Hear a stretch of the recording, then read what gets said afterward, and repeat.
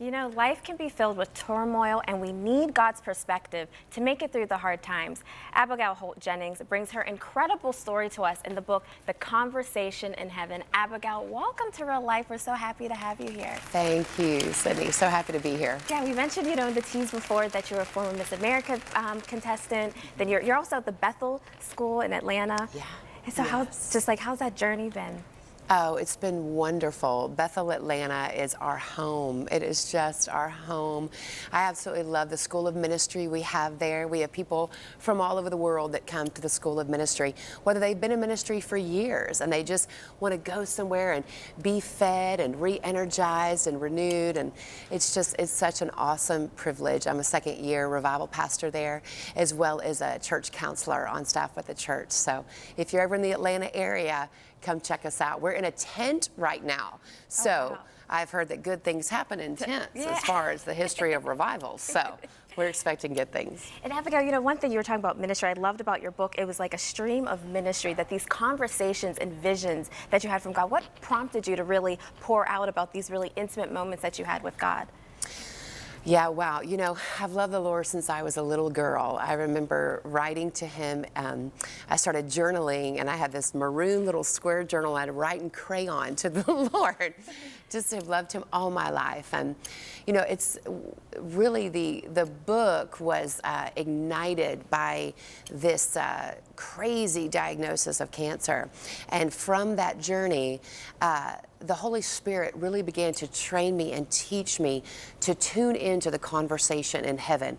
And Jesus, he says, let your kingdom come, let your will be done on earth as it is in heaven.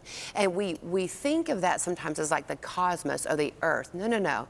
The most important piece of earth is our earthen vessel. Let your will be done on this earth as it is in heaven. If our thinking is not lining up with heaven, then our actions will follow.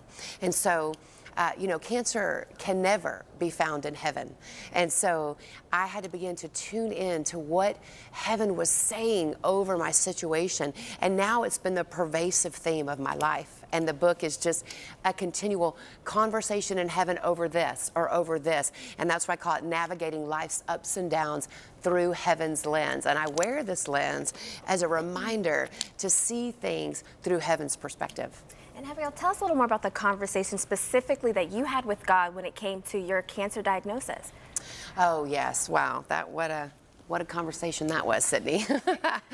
So in my world, I'm really kind of looked at as the picture of health. I'm a trainer and a wellness coach and all those good things. And I was running a boot camp in our city, in Peachtree City. And I had just walked my mom through breast cancer in April. I lost my father to cancer when I was 16. My father was, everyone loved my father. He coached all of us girls in every sport imaginable. Lost my brother to cancer.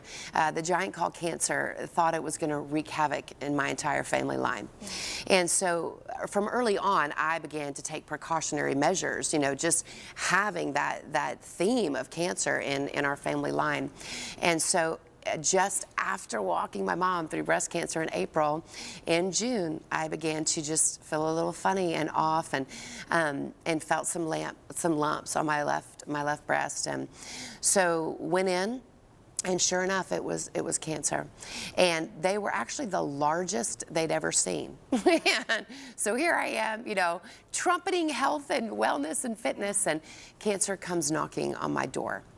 And so really, when I knew this was going to take a sharp turn was when I was sitting in the doctor's office after having had a full mastectomy and reconstruction, and there were beautiful conversations. God taught me so much about fear, what we do when fear comes knocking, that we answer the door that's in there, and just all those neat things. But I'll never forget the day having my, always take people with you into the enemy's camp, okay? So I had my spiritual sisters, my reinforcements, and the oncologist looked at me and he said, the cancer has come back. This is after a full mastectomy. The cancer has come back. It's in places in your lung that we cannot reach. And this is what I feared. It's terminal, it's inoperable, and you will die. And I remember looking at him and feeling fear itself, like Goliath, taunting me in that room.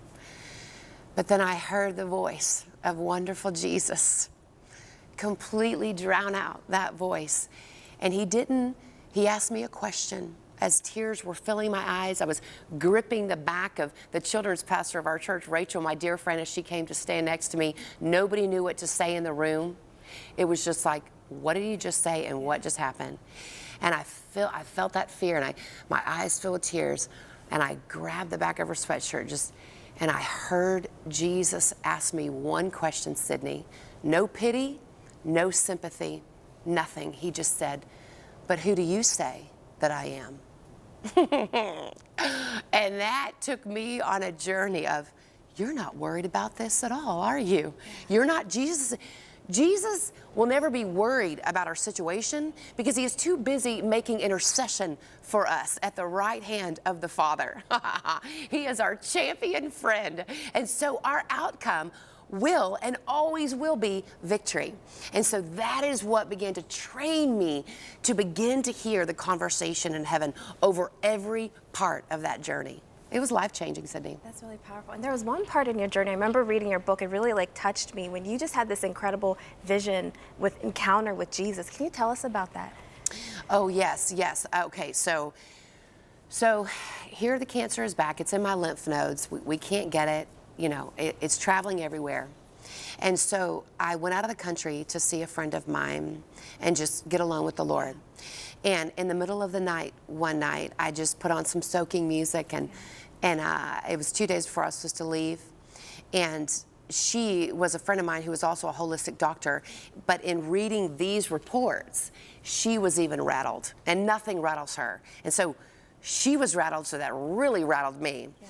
And in the middle of the night, I just got alone with the Lord. I said, God, I have 2 children. I'm a single mom, and I knew my life wasn't over, but boy, did it feel real scary. Yeah. And I just, your mind plays tricks. And I remember, having like a movie scene, like picturing my funeral and what it would look like, and just all this stuff. And I was like, I got to hear what you say, Jesus, because you're inviting me in and challenging me to ask you who you are. So who are you right now? Because I feel real scared. Yeah.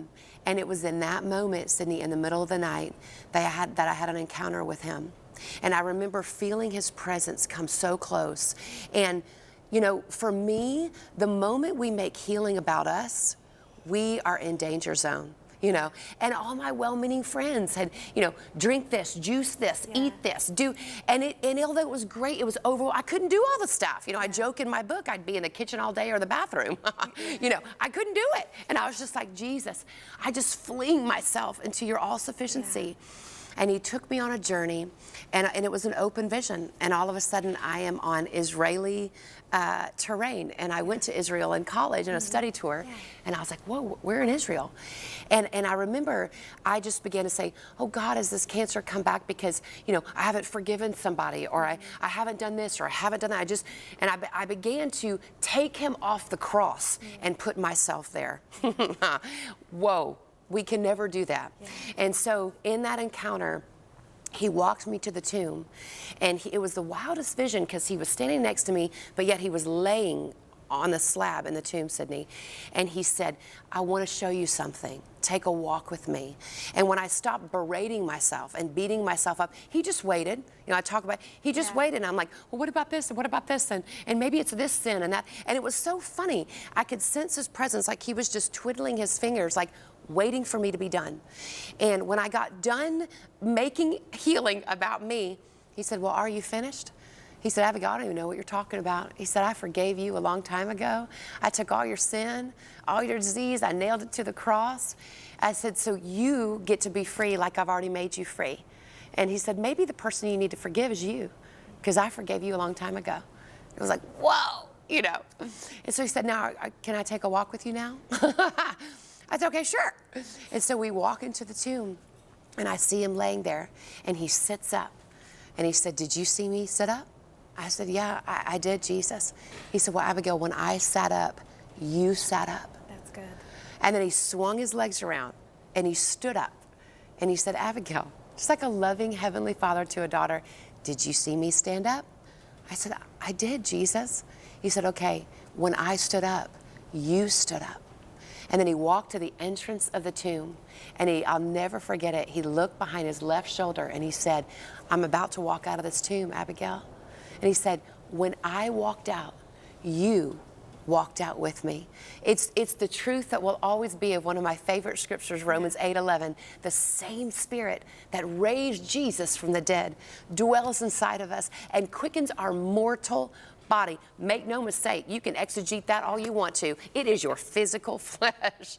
That's where we are a sign and wonder to the earth. Healing of disease, miracles. He's still doing them today. And he walked out and he said, did I have cancer in my lungs when I walked out? I said, no, Jesus. He said, do you have to have cancer?